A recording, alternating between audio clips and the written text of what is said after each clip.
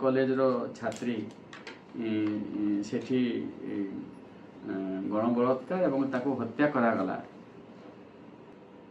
ए घटना ताठारो किछि कम नुहे। तेणु पश्चिमबंग सरकार याको दृढ़ भाव याको तदंत करंतु, सठिक मार्ग रे तदंत करंतु एवं दोषी को कठोर कठोरतम दंडरे दंडित करबा पई पदक्षेप नेवा को मु दाबी करुछि। नहीं मु जोगाजोग करी नहीं का साथे रे मु पश्चिमबंग रो ए घटनाटी टिके तार बापा माँ जाइछंती सेठी की झियो पाखकु जाइछंती। से माने फेरिबा परे तांको टिके बुझीबी आ मु तो भुवनेश्वर अछि, मु निजे जीवी तो जलसर इज ऑलमोस्ट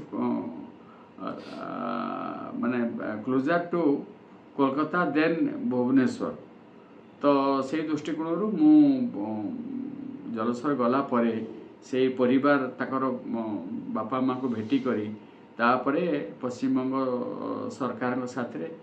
जहाँ संगे आवश्यकता पड़ो मु जोगाजोग निश्चित भाव में करी हो संभव हो पार जेहेतु